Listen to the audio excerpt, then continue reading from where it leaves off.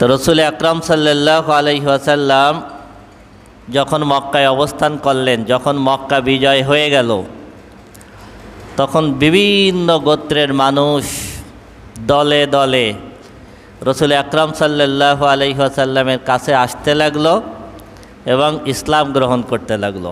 সুবহানাল্লাহ। তখন ইসলামের সুদিন চলে আসলো, ইসলামের সুদিন চলে আসলো, মানুষ দলে দলে ইসলাম গ্রহণ করতে লাগলো।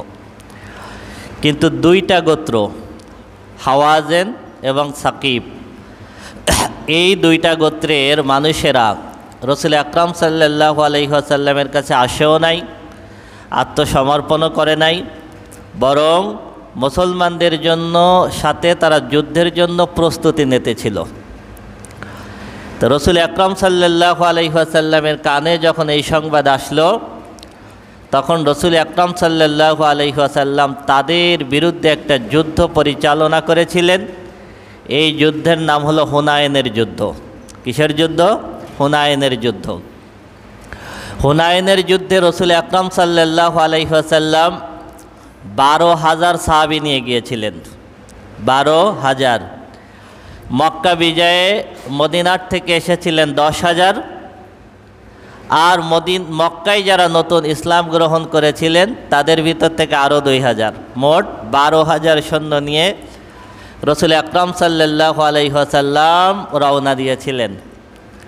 তো এই হুনাইনের যুদ্ধে সাহাবীদের ভিতরে কিছুটা ধারণা এরকম তৈরি হয়ে গিয়েছিল যে আমাদের সৈন্য সংখ্যা অনেক বেশি, আমরা কোনো অবস্থাতেই পরাজিত হব না।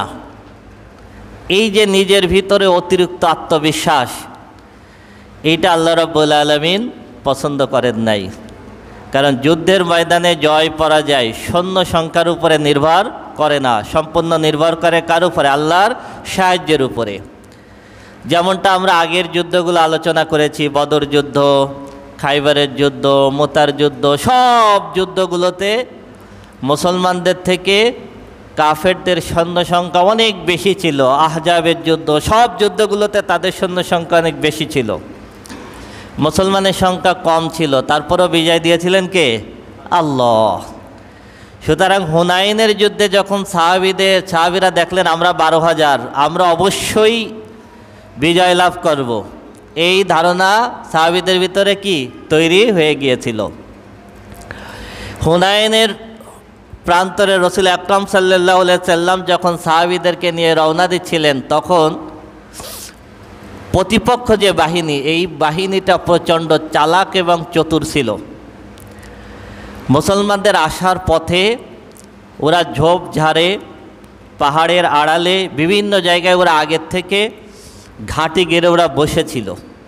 ওরা পাল্টা আক্রমণ করে নাই, ওরা একটা কৌশল অবলম্বন করেছিল যে মুসলমানরা যখন ঢুকবে তখন আমরা আতর্কিত ওদের উপরে কি করব? অ্যাটাক করব। মুসলমানরা এটা আগের থেকে বুঝতে পারে নাই। তো হুনাইনের প্রান্তরে সাহাবীরা যখন আসলেন তখন ওরা আতর্কিত হামলা করলো এবং তারা ছিল খুব মারাত্মক যোদ্ধা। এই আতর্কিত হামলায় সাহাবীরা যেহেতু ওই মুহূর্তে যুদ্ধের জন্য প্রস্তুত ছিলেন না, কেবল আসতেছেন ঢুকতেছেন ক্লান্ত অবস্থায়, ওই অবস্থায় আতর্কিত হামলা করলে সাহাবীরা তখন আজমাইন রাদিয়াল্লাহু তাআলা আনহুম নিজেরা ছত্রভঙ্গ হয়ে গেলেন। ছত্রভঙ্গ হয়ে দিক বিদিক ছুটাছুটি করতে লাগলেন। তখন মুসলমানদের খুব করুণ অবস্থা চলে আসলো, মুসলমানদের পরাজয় সম্ভাবনা তৈরি হলো। তখন রসুল আকরাম সাল্লাল্লাহু আলাইহি সাল্লামের পাশে ওই মুহূর্তে তেমন কেউ ছিল না। রসুল আকরাম সাল্লাল্লাহু আলাইহি ওয়াসাল্লাম তখন ডাইনে বামে পিছনে সাহাবীদেরকে ডাকতে লাগলেন আর বলতে লাগলেন, আনা মুহাম্মদ ইবনে আব্দুল্লাহ, আনা মুহাম্মদ রাসূলুল্লাহ। মানে রসুল আকরাম সাল্লাল্লাহু আলাইহি সাল্লাম বারবার বলতে লাগলেন, আমি মুহাম্মদ, আমি আল্লাহর রসুল, তোমরা আসো। তো হুনাইনের যুদ্ধে সবথেকে বেশি বীরত্ব যিনি প্রদর্শন করেছেন তিনি হলেন মুহাম্মদ রাসূলুল্লাহ সাল্লাল্লাহু আলাইহি ওয়াসাল্লাম। তো এই পরাজয় হচ্ছিল এমন মুহূর্তে রসুল আকরাম সাল্লাল্লাহু আলাইহি সাল্লাম যখন তাকবীর দিয়ে সাহাবীদেরকে ডাকতে লাগলেন, তখন আবার সাহাবীরা সব ঝাঁকে ঝাঁকে আসতে লাগলেন। তখন আল্লাহ রাব্বুল আলামিন একটা সাহায্য পাঠিয়েছিলেন। সেই সাহায্যটা হলো পিঁপড়ার বাহিনী। কিসের বাহিনী? পিঁপড়ার বাহিনী। যুদ্ধের ময়দানে এবার মুসলমান এবং কাফেরদের যখন মুখোমুখি যখন সংঘর্ষ হচ্ছে, তখন একটা কাফের যখন আঘাত করতে যায় অথবা তীর মারতে যায়, সাথে সাথে তার পা পিঁপড়ায় কামড়ায় ধরে। এখন আপনি চিন্তা করেন, আপনার এখানে কিছু কিছু পিঁপড়া আছে দেখবেন কামড় দেওয়ার সাথে সাথে জ্বলতে জ্বলতে যায়। ও তখন মারাবাদ দিয়ে কি করতে লাগলো? পিঁপড়া নামাইতে লাগলো। ঝাঁকে ঝাঁকে আল্লাহ রাব্বুল আলামিন পিঁপড়া পাঠালেন।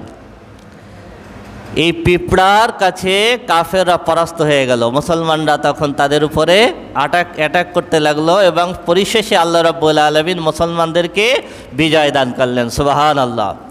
তা আল্লাহ রাব্বুল আলামিন হুনাইনের যুদ্ধে মুসলমানদেরকে যে শিক্ষাটা দিলেন সেটা হলো, তোমাদের ভিতরে প্রথমে ধারণা ছিল যে তোমাদের সৈন্য সংখ্যা বেশি, তোমরা জিতে যাবা, কিন্তু তোমাদের সৈন্য সংখ্যা তোমাদেরকে জিতাতে পারে নাই।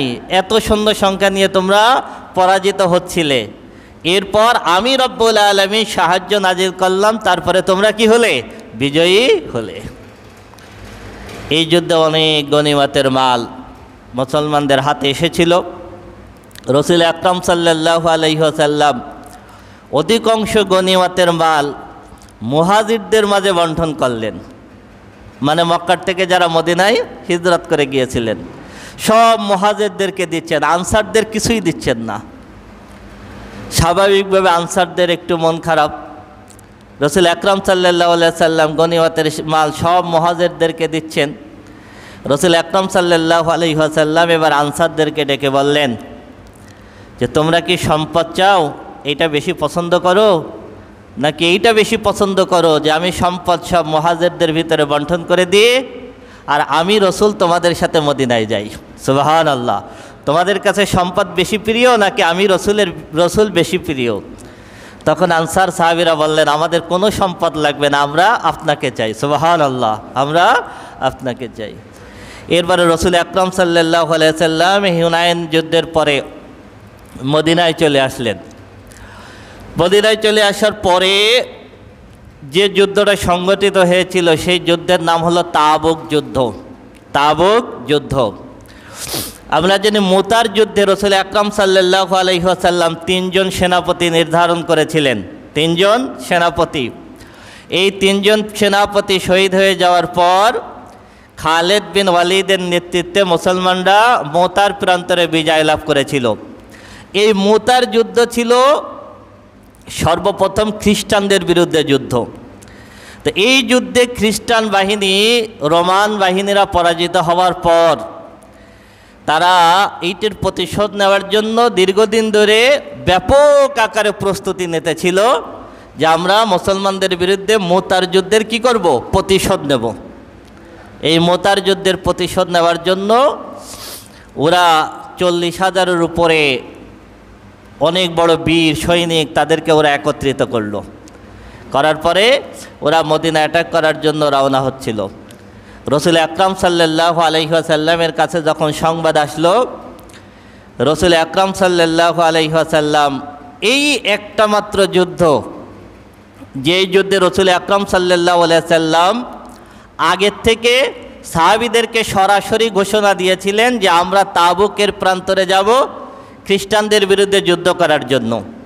এর আগের কোনো যুদ্ধে এরকম ওপেন ডিক্লার দিতেন না। রাসূল আকরাম সাল্লাল্লাহু আলাইহি ওয়াসাল্লাম সাহাবীদেরকে নিয়ে বের হতেন, তারপরে বলতেন। এই অগ্রিম ঘোষণা দেওয়ার কারণ কি? কারণ হলো তখন ছিল প্রচণ্ড গরমের সময়, প্রচণ্ড গরম ছিল, অনেক দূরের পথ ছিল, অনেক দূরের পথ ছিল। আর তখন মদিনায় কিছুটা দুর্ভিক্ষ চলতেছিল, খাবারের সংকট ছিল, অর্থ সম্পদ কম ছিল। সুতরাং এই তাবুক যুদ্ধে মুসলমানদের অংশগ্রহণ করাটা তখন অনেক কঠিন ছিল। যাতে সাহাবা আজমাইন রাদিয়াল্লাহু তাআলা আনহুম আগের থেকে পরিপূর্ণ প্রস্তুতি নিতে পারেন, এই জন্য রাসূল আকরাম সাল্লাল্লাহু আলাইহি ওয়াসাল্লাম আগের থেকে ঘোষণা দিলেন। ঘোষণা দিলে অনেকে ওজোর দেখাইতে লাগলো, অনেকে যেতে চাইল না। রাসূল আকরাম সাল্লাল্লাহু আলাইহি ওয়াসাল্লাম সাহাবীদেরকে তাবুক যুদ্ধের জন্য দান করতে বললেন। সাহাবীরা ব্যাপক হারে দান করতে লাগলেন। উসমান রাদিয়াল্লাহু তাআলা আনহু প্রথমে 200 উট দান করলেন, তারপরে আরও 100 উট দান করলেন, তারপরে অনেক বেশি পরিমাণ স্বর্ণ মুদ্রা দান করলেন, তারপরে রৌপ্য মুদ্রা দান করলেন। হযরত ওমর ফারুক রাদিয়াল্লাহু তাআলা আনহু নিজের যত সম্পদ ছিল সব সম্পদের অর্ধেক এনে তাবুক যুদ্ধে দান করে দিলেন। আবু বকর সিদ্দিক রাদিয়াল্লাহু তাআলা আনহু তার যে সম্পদ ছিল নিজের ঘরে সব এনে রাসূল আকরাম সাল্লাল্লাহু আলাইহি সাল্লামের সামনে দান করে দিলেন। কোনো কিছুই নিজের পরিবারের জন্য রাখেন নাই। রাসূল আকরাম সাল্লাল্লাহু আলাইহি সাল্লাম আবু বকরকে বললেন, আবু বকর, তোমার সব সম্পদ তুমি এনে দান করে দিলে, তুমি পরিবারের জন্য কি রেখে আসছো? আবু বকর সিদ্দিক রাদিয়াল্লাহু তাআলা আনহু তখন বলেছিলেন, আমি পরিবারের জন্য আল্লাহ এবং আল্লাহর রসুলকে রেখে এসেছি। সুবহানাল্লাহ, সুবহানাল্লাহ। এই জন্য রাসূল আকরাম সাল্লাল্লাহু আলাইহি ওয়াসাল্লাম বলেছেন, আবু বকরের দান ইসলামের জন্য যত উপকার হয়েছে আর কারোর দান ইসলামের জন্য এত বেশি উপকার হয় নাই। সুবহানাল্লাহ, সুবহানাল্লাহ, এত বেশি উপকার হয় নাই।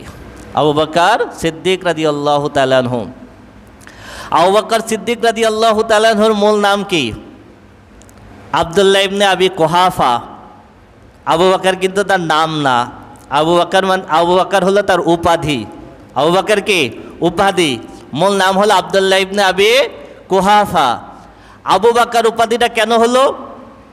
আবু বকর উপাধি হলো এই কারণে, আবু বকর শব্দের অর্থ হলো যিনি সব কাজে আগে পা বাড়ান। সুবহানাল্লাহ। রাসূল আকরাম সাল্লাল্লাহু আলাইহি সাল্লাম যখনই কোনো কাজের কথা বলতেন সবার আগে হাজির হতো কে? আবু বকর সিদ্দিক রাদিয়াল্লাহু তাআলা আনহু।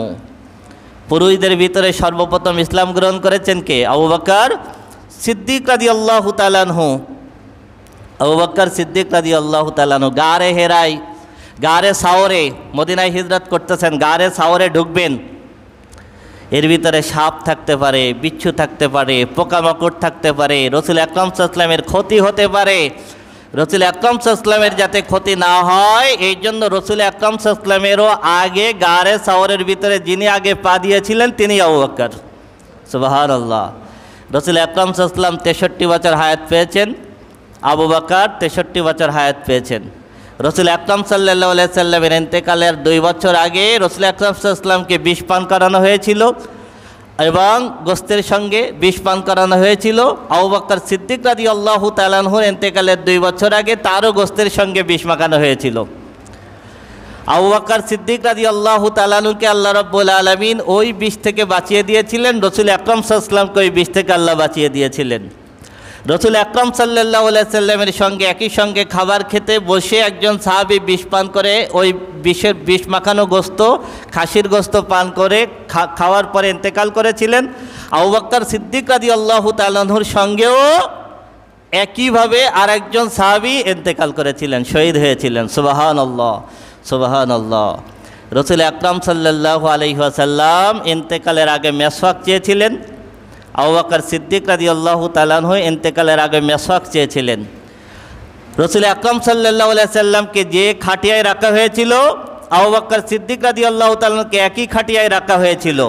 রাসূল আকরাম সাল্লাল্লাহু আলাইহি সাল্লামকে যে চাদর দিয়ে ঢেকে রাখা হয়েছিল আবু বকর সিদ্দিক রাদিয়াল্লাহু তাআলা আনহুকে একই চাদর দিয়ে ঢেকে রাখা হয়েছিল।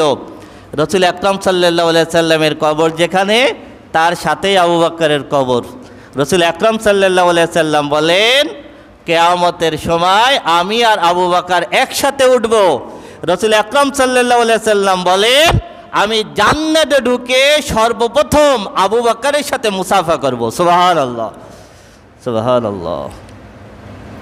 আবু বকর সিদ্দিক রাদিয়াল্লাহু তাআলা সব দান করে দিয়েছিলেন। এরপরে রাসূল আকরাম সাল্লাল্লাহু আলাইহি সাল্লাম সাহাবীদেরকে নিয়ে রওনা হলেন। 30,000 কত? 30,000 সাহাবী তাবুকের যুদ্ধে অংশগ্রহণ করেছিলেন। এই তাবুক যুদ্ধে অনেক দীর্ঘ পথ, প্রচণ্ড গরম। এক একজন উঠে 50 মতান্তরে 80 জন ভাগে পেয়েছিল এক একটা উট। তারা পালা অতিক্রম করে কেউ বসতেন কেউ হাঁটতেন, কেউ বসতেন কেউ হাঁটতেন, এইভাবে গিয়েছিলেন। পথে যাওয়ার পরে সামুদ জাতি, আল্লাহ রাব্বুল আলামিন যেই জায়গায় সামুদ জাতিকে ধ্বংস করে দিয়েছিলেন সালেহ আলাইহিস সালাতু ওয়াস সালামের উটকে জবাই করার কারণে, এই জায়গায় যখন আসলেন রসুল আকরাম সাল্লাল্লাহু আলাইহি সাল্লাম, তখন সাহাবীরা একটা কূপের থেকে পানি নিয়েছিলেন। রসুল আকরাম সাল্লাল্লাহু আলাইহি সাল্লাম সাথে সাথে বললেন, তোমরা এই জায়গার কূপের থেকে পানি নেবে না, কারণ এই জায়গা হলো গজবের জায়গা। রসুল সাহাবীরা তখন বললেন, আমরা তো কিছু পানি আমাদের আটার সাথে খামির করে ফেলেছি। রসুল আকরাম সাল্লাল্লাহু আলাইহি সাল্লাম বললেন, পানি দিয়ে, এইখানের পানি দিয়ে যে আটা খামির করেছো, এই আটা পশুকে খাওয়ায় দাও, তোমরা এই আটা খেও না। এবং রসুল আকরাম সাল্লাল্লাহু আলাইহি সাল্লাম বললেন, এই গজবের জায়গাটা যখন তোমরা অতিক্রম করবে, তখন তোমরা মাথা ঢাকবে, মাথা ঢেকে অতিক্রম করবে, আর কাঁদতে কাঁদতে অতিক্রম করবে, যেন এই গজবের জায়গা যাওয়ার সময় আল্লাহ রাব্বুল আলামিন যেন তোমাদের উপরে কোনো গজব নাজিল না করে।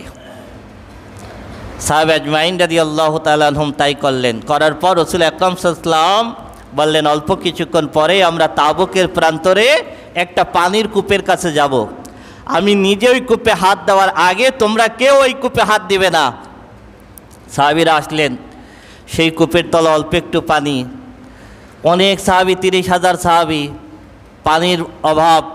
রসুল আকরাম সাল্লাল্লাহু আলাইহি সাল্লাম প্রথমে একটু পানি নিলেন, নেওয়ার পরে এই পানি বিসমিল্লাহ বলে রসুল আকরাম সাল্লাল্লাহু আলাইহি সাল্লাম মুখে দিলেন, আর একটু পানি আবার কূপের ভিতরে ফেলে দিলেন। দেওয়ার পরে কূপের ভিতর থেকে ঝরঝর করে পানি বের হতে লাগলো। সুবহানাল্লাহ। সমস্ত সাহাবী পরিতৃপ্ত সহকারে পানি পান করলেন, প্রয়োজন ছাড়লেন এবং পানি অতিরিক্ত নিলেন। সুবহানাল্লাহ। মুসলমানদের এই বাহিনীর কথা শুনে তাবুক যুদ্ধের রোমানরা মুসলমানদের এই বাহিনীর সংবাদ পেয়ে তারা ভয় পেয়ে চলে গেল।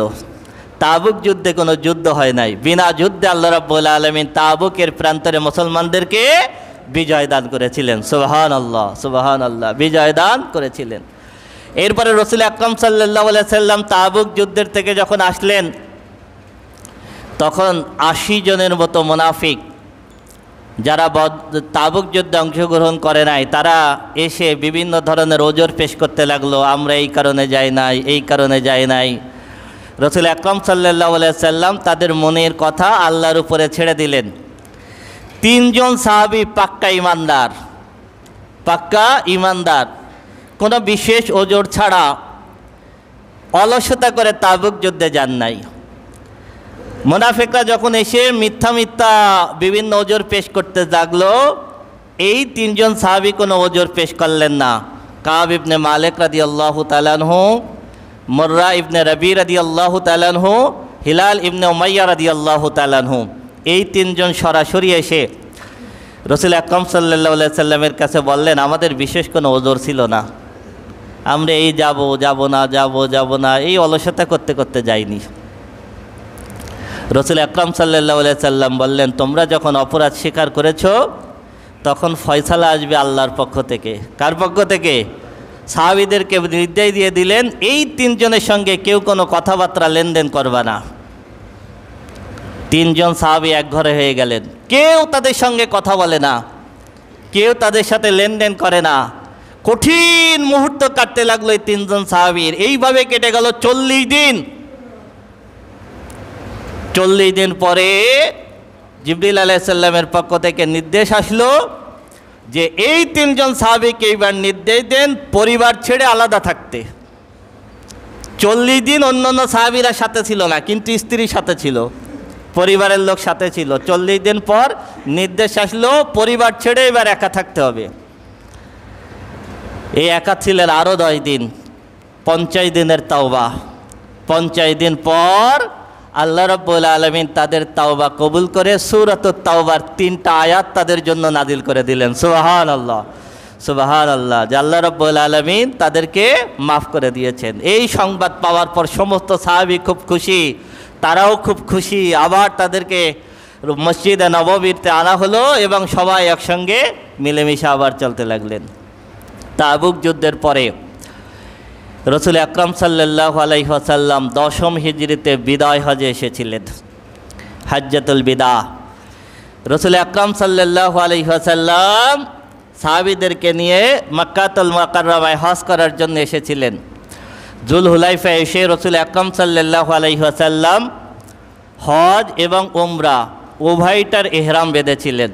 তার মানে রসুল আকরাম সাল্লাল্লাহু আলাইহি ওয়াসাল্লাম কিরান হজ করেছিলেন। কিরান হজে হলো উমরা এবং হজ একই সঙ্গে ইহরাম বাঁধতে হয়। উমরা শেষ হওয়ার পরও ইহরামের কাপড় পরিধান অবস্থায় থাকতে হয় হজ শেষ হওয়ার আগ পর্যন্ত। এই কিরান হজটা সর্বোত্তম, কিন্তু এটা যেহেতু অনেক বেশি কষ্টকর, এই জন্য কিরান হজ সাধারণত তেমন কেউ করে না। আমাদের বাংলাদেশিরা বেশিরভাগই সব তামাত্তু হজ করেন। তামাত্তু হজ হলো আগে উমরার জন্য ইহরাম বাঁধা, উমরা শেষ হয়ে গেলে আবার ইহরাম খুলে ফেলা, আবার হজের সময় আসলে আলাদাভাবে আবার কি হজের ইহরাম বাঁধা। আরেকটা ইহরাম আছে শুধুমাত্র হজের জন্য ইহরাম বাঁধা, এটাকে বলা হয় ইফরাদ হজ। তাহলে হজের ইহরাম তিন প্রকার, একটা হলো ইফরাদ, তামাত্তু এবং কিরান। তো রসুল আকরাম সাল্লাল্লাহু আলাইহি ওয়াসাল্লাম কিরান হজের জন্য ইহরাম বেঁধেছিলেন, কোনো সাহাবী তামাত্তু হজের জন্য ইহরাম বেঁধেছিলেন। রসুল আকরাম সাল্লাল্লাহু আলাইহি ওয়াসাল্লাম মক্কা আসার পরে 8ই জিলহজ রসুল আকরাম সাল্লাল্লাহু আলাইহি ওয়াসাল্লাম ফজরের পরে জোহরের আগে মক্কার থেকে মিনায় গিয়েছিলেন। এই হজেই মূলত রসুল আকরাম সাল্লাল্লাহু আলাইহি ওয়াসাল্লাম প্র্যাকটিক্যালি সাহাবীদেরকে হজের নিয়মকানুন শিখিয়েছিলেন। আর বারবার বলতেন, আমার কাছ থেকে হজ শিখে নাও, হয়তো এরপরে আমার সাথে আর তোমাদের দেখা হবে না। তার মানে রসুল আকরাম সাল্লাল্লাহু আলাইহি ওয়াসাল্লামের ভিতরে তখন থেকেই একটা আকাঙ্ক্ষা চলে আসছিল যে মনে হয় আমার বিদায়ের সময় এসে গেছে। কারণ কি?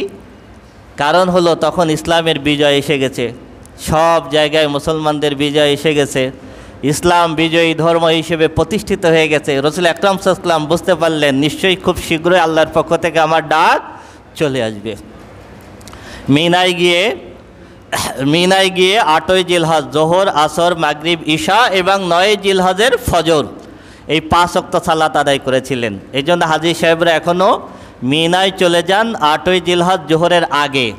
এখন যেহেতু গাড়ি ঘোড়ার চাপ থাকে, অনেক বেশি থাকে, এই জন্য অনেকেই 7ই জিলহজ চলে যান, গিয়ে মূলত মিনাতে জোহর, আসর, মাগরিব, ঈশা এবং পরের দিনের ফজরের সালাত আদায় করতে হয়।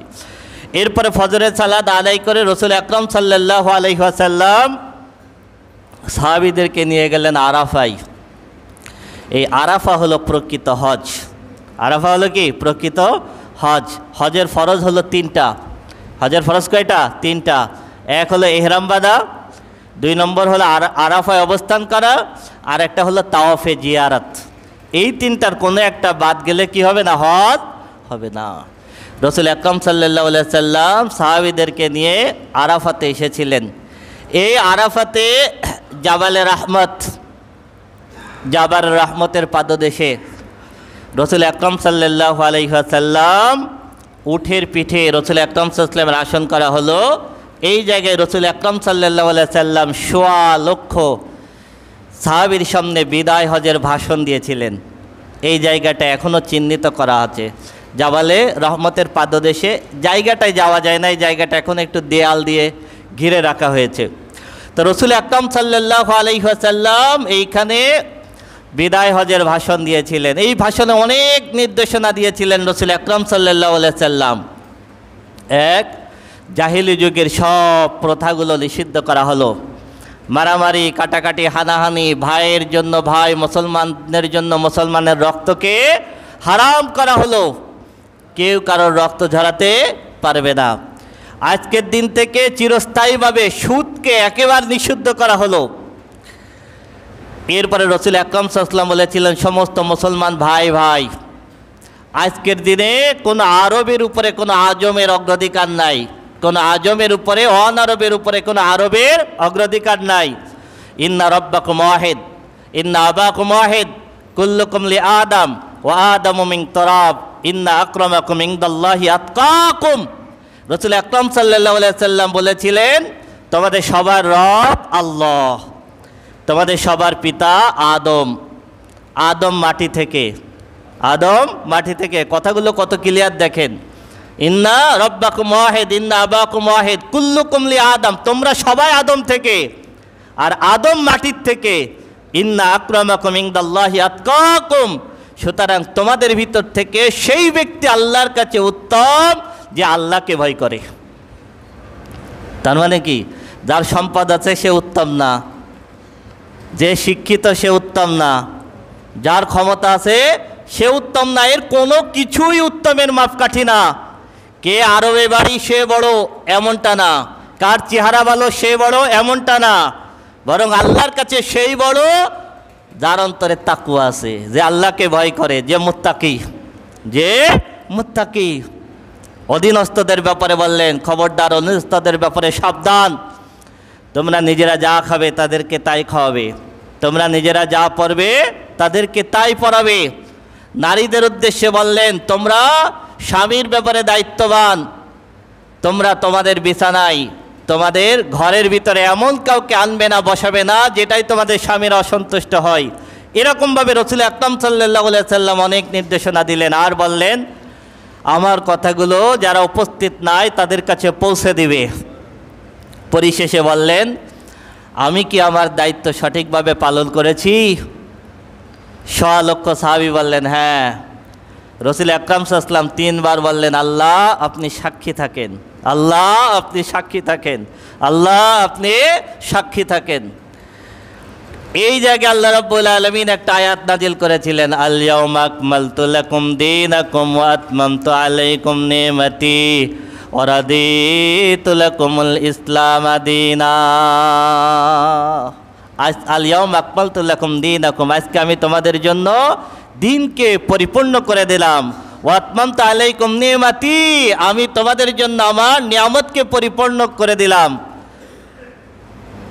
আল ইয়াউমা আকমালতু লাকুম দীনাকুম ওয়া আতমামতু আলাইকুম নি'মাতি ওয়া রাদিতু লাকুমুল ইসলাম দীনা, আর আমি তোমাদের জন্য ইসলামকে একমাত্র দিন হিসেবে মনোনীত করলাম। ইহুদিরা বলতো যে কোরআনের এমন একটা আয়াত আছে যে আয়াত মুসলমানদের উপরে নাজিল হয়েছে, এই রকম একটা আয়াত যদি আমাদের উপরে নাজিল হতো ওই দিনটা আমরা ঈদের দিন বানাই নিতাম, এই দিনটা আমরা ঈদের দিন বানাই নিতাম যদি এই আয়াত আমাদের উপরে নাজিল হতো, আমাদের উপরে নাজিল হতো। রাসূল আকরাম সাল্লাল্লাহু আলাইহি সাল্লাম বিলালকে বললেন, আজান দাও। বিলাল রাদিয়াল্লাহু তাআলা আজান দিলেন। 1 আজামত আজান, 2 ইকামতে জোহর এবং আসরের সালাত আদায় করলেন। এরপরে সূর্য যখন অস্ত গেল, রাসূল আকরাম সাল্লাল্লাহু আলাইহি ওয়াসাল্লাম সাহাবীদেরকে নিয়ে মুজদালিফার উদ্দেশ্যে রওনা দিলেন। মুজদালিফায় এসে মাগরিব এবং ঈশার সালাত আদায় করলেন।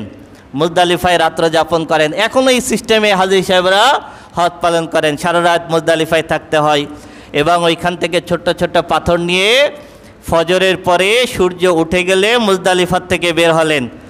এই মুজদালিফার থেকে মিনায় যেতে গেলে মাঝখানে হলো ওয়াদে মুহাসসার। ওয়াদ শব্দের অর্থ হলো উপত্যকা, মুহাসসার শব্দের অর্থ হলো অচল হয়ে যাওয়া। আব্রাহার বিশাল বাহিনী যখন কাবা ধ্বংস করতে এসেছিল তখন এই জায়গায় এসে ওদের হাতিগুলো অচল হয়ে গেল, এই জন্য এই জায়গাটাকে বলা হয় ওয়াদে মুহাসসার। রাসূল আকরাম সাল্লাল্লাহু আলাইহি সাল্লাম বললেন, এই জায়গাটা গজবের জায়গা, আল্লাহ রাব্বুল আলামিন এখানে ঝাঁকে ঝাঁকে পাখি পাঠিয়ে আব্রাহার বাহিনীদেরকে ধ্বংস করেছিলেন, এই জন্য এই জায়গাটা একটু দৌড়ায় পার হবে, এই জন্য এই ওয়াদে মুহাসসার একটু দ্রুত গতিতে পার হতে হয়। এরপর রাসূল আকরাম সাল্লাল্লাহু আলাইহি সাল্লাম এসে বড় জামরায় 7টা পাথর নিক্ষেপ করলেন। রাসূল আকরাম সাল্লাল্লাহু আলাইহি সাল্লাম এখানে 100টা কোরবানি করেছিলেন। কয়টা? 100টা উট কোরবানি করেছিলেন।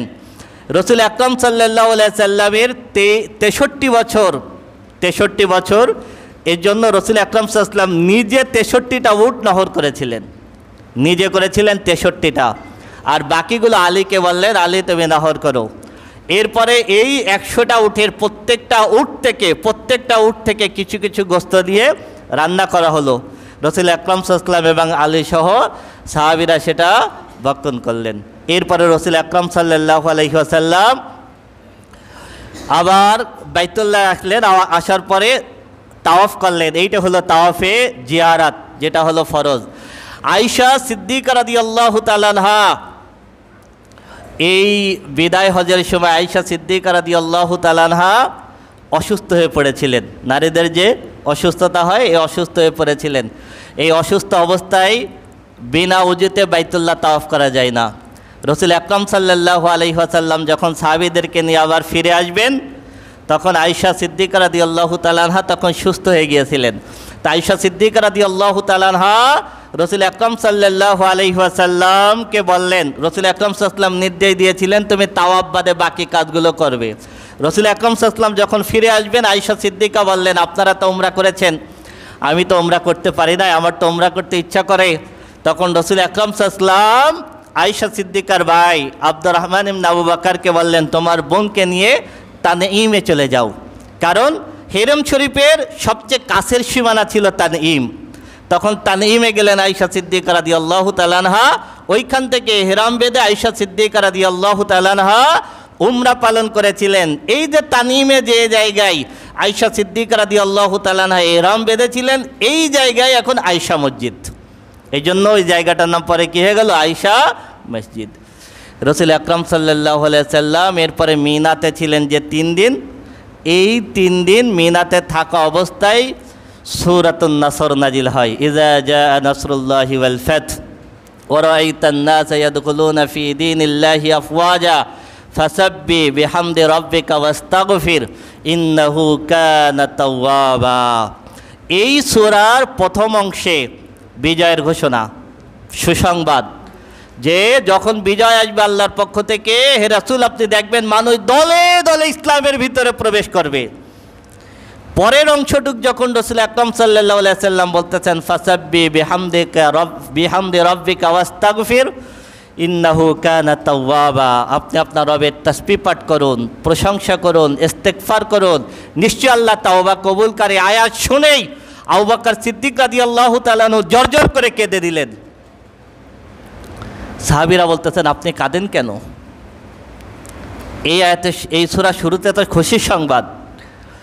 আবু বকর সিদ্দিক রাদিয়াল্লাহু তাআলা আনহু বলেন, না, তোমরা খুশির সংবাদ দেখতেছো, আমি দেখতেছি আল্লাহ রাব্বুল আলামিন এই সূরার মাধ্যমে জানিয়ে দিচ্ছেন খুব শীঘ্রই রসুল আকরাম সাল্লাল্লাহু আলাইহি ওয়াসাল্লাম আমাদের ভিতর থেকে বিদায় নেবেন, আমাদের ভিতর থেকে বিদায় নেবেন।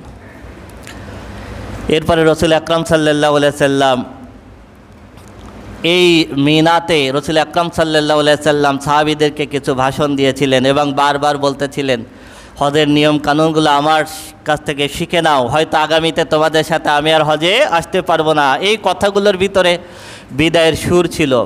রসুল আকরাম সাল্লাল্লাহু আলাইহি সাল্লাম যখন ওইখান থেকে মদিনায় আসলেন, মদিনায় এসে রসুল আকরাম সাল্লাল্লাহু আলাইহি সাল্লাম ওহুদের ময়দানে গিয়েছিলেন।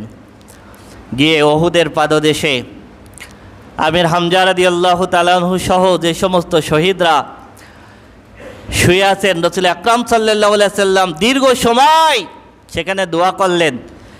এমনভাবে দোয়া করলেন মনে হচ্ছিল রসুল আকরাম সাল্লাল্লাহু আলাইহি সাল্লাম ওহুদের শহীদদের কাছ থেকে বিদায় নিচ্ছেন। এরপরে রসুল আকরাম সাল্লাল্লাহু আলাইহি ওয়াসাল্লাম এসে জান্নাতুল বাকিতে ঢুকলেন। জান্নাতুল বাকিতে ঢুকে জান্নাতুল বাকিতে সাহাবীদের জন্য দোয়া করলেন। লক্ষ লক্ষ সাহাবী এখানে ঘুমিয়ে আছেন। জান্নাতুল বাকিতে রসুল আকরাম সাল্লাল্লাহু আলাইহি সাল্লাম ঢুকে দীর্ঘ সময় রসুল আকরাম সাল্লাল্লাহু আলাইহি সাল্লাম দোয়া করলেন এবং তাদেরকে বলতে লাগলেন, খুব শীঘ্রই আমি তোমাদের সাথে সাক্ষাৎ করব। এর অল্পদিন পরে রসুল আকরাম সাল্লাল্লাহু আলাইহি সাল্লামের প্রচণ্ড মাথা যন্ত্রণা শুরু হলো। রসুল আকরাম সাল্লাল্লাহু আলাইহি সাল্লাম অসুস্থ হয়ে পড়লেন। অসুস্থ হওয়ার অবস্থায় রসুল আকরাম সাল্লাল্লাহু আলাইহি সাল্লাম সাহাবীদের সাথে আসতেন, মসজিদে আসতেন, ইমামতি করতেন, সালাত আদায় করতেন। ইন্তেকালের 5 দিন পূর্বে শেষ বুধবার রসুল আকরাম সাল্লাল্লাহু আলাইহি সাল্লামের শরীরের তাপমাত্রা অনেক বেড়ে গেলে রসুল আকরাম সাল্লাল্লাহু আলাইহি সাল্লামের মাথায় পট্টি বাঁধা। রসুল আকরাম সাল্লাল্লাহু আলাইহি সাল্লাম স্ত্রীদেরকে বললেন, অনেক পানি নিয়ে আসো, আমার শরীরে পানি ঢালতে থাকো, আমি যেন সাহাবীদেরকে কিছু নসিহত করতে পারি। বিভিন্ন কূপের থেকে পানি আনা হলো, অনেক পানি ঢালা হলো রসুল আকরাম সাল্লাল্লাহু আলাইহি সাল্লামের শরীরে।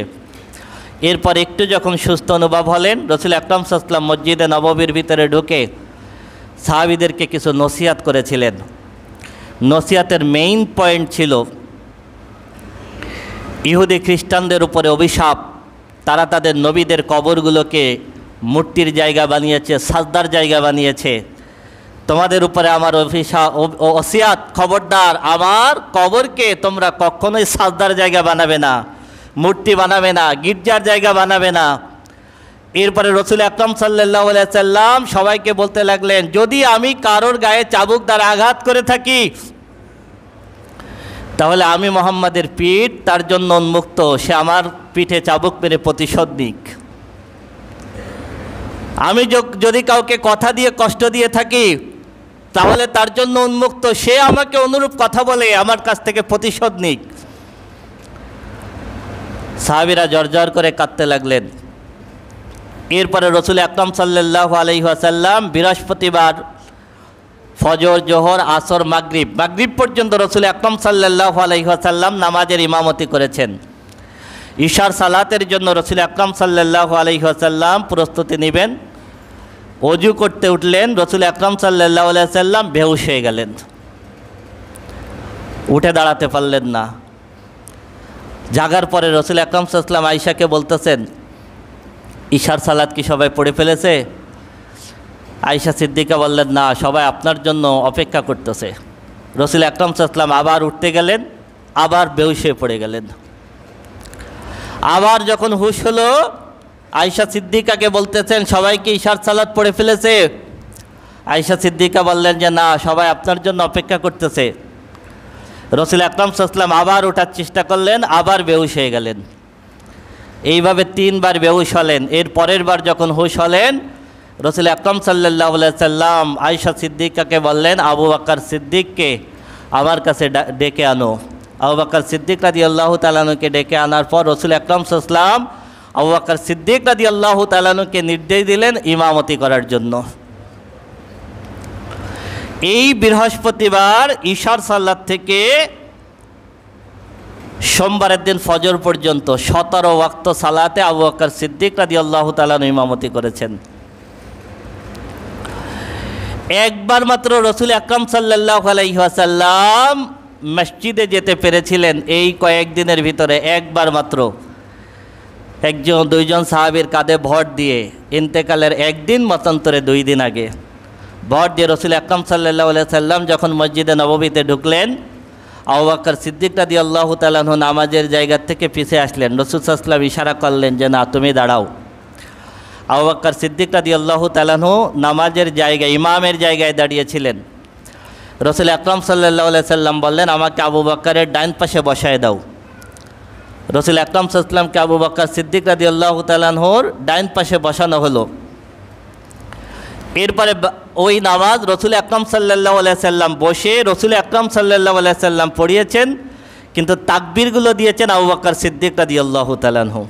রসুল আকরাম সাল্লাল্লাহু আলাইহি ওয়াসাল্লাম যখন রুকুতে যেতেন, আবু বকর সিদ্দিক রাদিয়াল্লাহু তাআলা আনহু তাকবীর দিয়েছেন। তার মানে আবু বকর সিদ্দিক রাদিয়াল্লাহু তাআলা আনহুর ইমাম ছিলেন রাসূল সাল্লাল্লাহু আলাইহি ওয়াসাল্লাম, আর সব সাহাবীর ইমাম ছিলেন আবু বকর সিদ্দিক রাদিয়াল্লাহু তাআলা আনহু। এইভাবে একক্ত সালাত হয়েছে। সোমবারের দিন ফজরের সময় রসুল আকরাম সাল্লাল্লাহু আলাইহি ওয়াসাল্লাম পর্দা খুললেন। খোলার পরে দেখলেন সাহাবীরা নামাজের জন্য কাতারবদ্ধভাবে দাঁড়িয়ে গেছে। রসুল আকরাম সাল্লাল্লাহু আলাইহি ওয়াসাল্লাম দেখে একটু মিষ্টি হাসি দিলেন। আবু বকর সিদ্দিক রাদিয়াল্লাহু তাআলা আনহু মনে করলেন রাসূল সাল্লাল্লাহু আলাইহি ওয়াসাল্লাম হয়তো আসবেন, কিন্তু আসলেন না। আবু বকর সিদ্দিক রাদিয়াল্লাহু তাআলা আনহু পিছে আসতেছিলেন। রাসূল সাল্লাল্লাহু আলাইহি ওয়াসাল্লাম ইশারা করলেন সালাত আদায় করার জন্য। সোমবারের দিন ফজরের পরে রসুল আকরাম সাল্লাল্লাহু আলাইহি ওয়াসাল্লাম ফাতেমা রাদিয়াল্লাহু তাআলা আনহাকে ডাকলেন। ফাতেমা রাদিয়াল্লাহু তাআলা আনহাকে ডাকলে কানে কানে একটু কথা বললেন। ফাতেমা রাদিয়াল্লাহু তাআলা আনহা কেঁদে দিলেন। আবার কানে কানে একটু কথা বললেন। তখন ফাতেমা রাদিয়াল্লাহু তাআলা আনহা হেসে দিলেন। আয়েশা সিদ্দিকা রাদিয়াল্লাহু তাআলা আনহা যখন পরে জিজ্ঞেস করলেন যে তুমি একবার হাসলে একবার কাঁদলে, ঘটনা কি? ফাতেমা রাদিয়াল্লাহু তাআলা আনহা বলেন, রাসূল সাল্লাল্লাহু আলাইহি ওয়াসাল্লাম আমার কানে কানে বললেন এই অসুখেই আমি বিদায় নিব, তখন আমি কেঁদে দিলাম।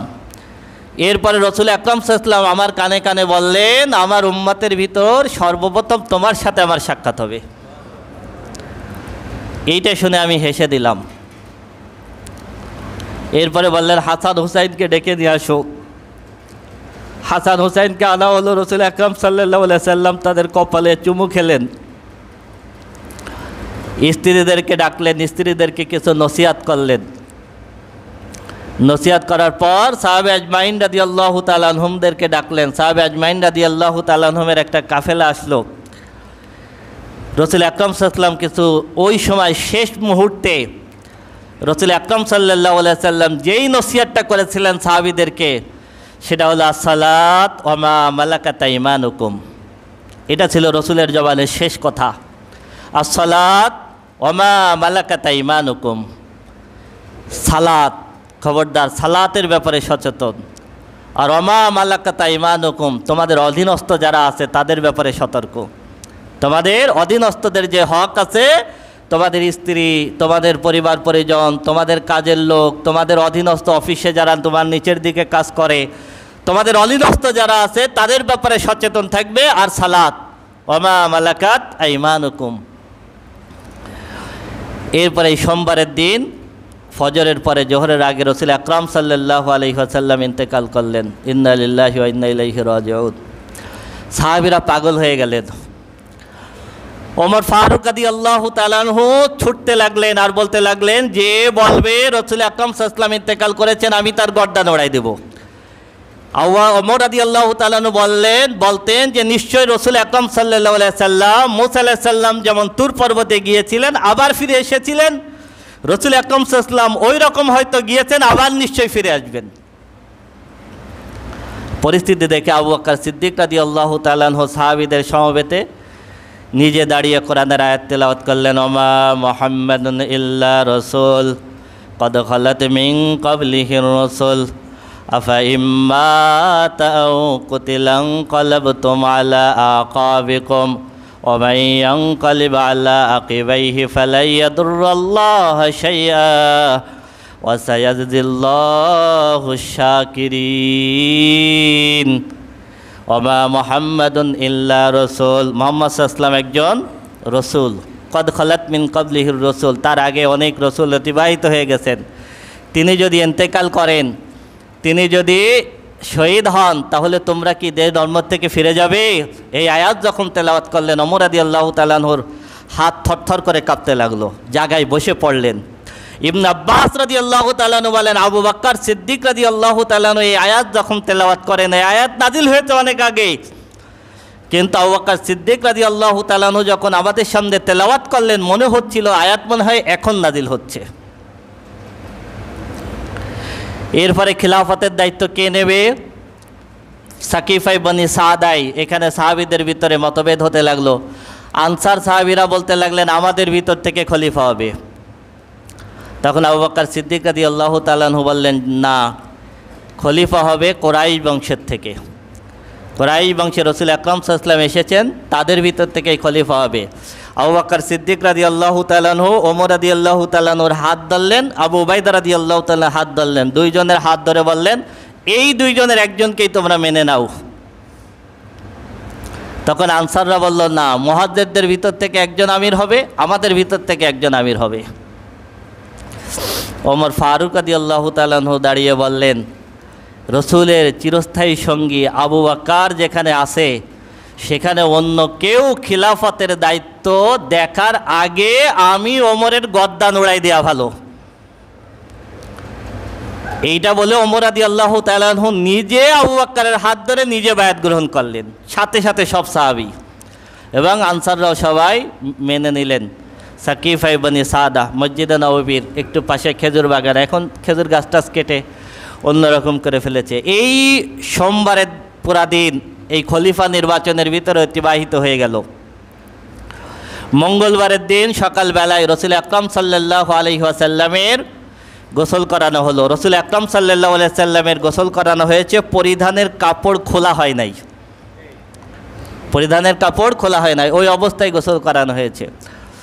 এরপরে রসুল আকরাম সাল্লাল্লাহু আলাইহি ওয়াসাল্লামের দাফন কোথায় হবে? বিভিন্ন জন বিভিন্ন মত দিতে লাগলেন। আবু বকর সিদ্দিক রাদিয়াল্লাহু তাআলা আনহু বলেন, নবী রসুলদের নিয়ম হলো যেখানে ইন্তেকাল করেন সেখানেই দাফন হয়, যেখানে ইন্তেকাল করেন সেখানেই দাফন হয়। আয়েশা সিদ্দিকা রাদিয়াল্লাহু তাআলা আনহার ঘরে, আয়েশা সিদ্দিকা রাদিয়াল্লাহু তাআলা আনহার কোলে রসুল আকরাম সাল্লাল্লাহু আলাইহি ওয়াসাল্লাম ইন্তেকাল করেছিলেন। ইন্তেকালের পূর্ব মুহূর্তে মেসওয়াক চেয়েছিলেন রসুল সাল্লাল্লাহু আলাইহি ওয়াসাল্লাম। আয়েশা সিদ্দিকা মেসওয়াক দিলেন, আয়েশা সিদ্দিকা নিজে মেসওয়াক চাবিয়ে নরম করে মেসওয়াক করাই দিয়েছিলেন। এরপর রসুল আকরাম সাল্লাল্লাহু আলাইহি ওয়াসাল্লাম, পাশে পানি ছিল, কুলি করে রসুল আকরাম সাল্লাল্লাহু আলাইহি ওয়াসাল্লাম এই জায়গায় ইন্তেকাল করেছিলেন। সেই জায়গায় রসুল আকরাম সাল্লাল্লাহু আলাইহি সাল্লামকে দাফন করা হয়েছিল মঙ্গলবারের দিন রাত্রে। আমরা জানি যে সোমবারের দিন ইন্তেকাল, বুধবারের দিন দাফন। আসলে বুধবার কেন বলা হয়? আরবিতে সন্ধ্যা হয়ে গেলে পরের দিন চলে আসে, যেহেতু মঙ্গলবারের দিন রাত্রে হয়েছে এই জন্য ওটাকে বুধবার ধরা হয়।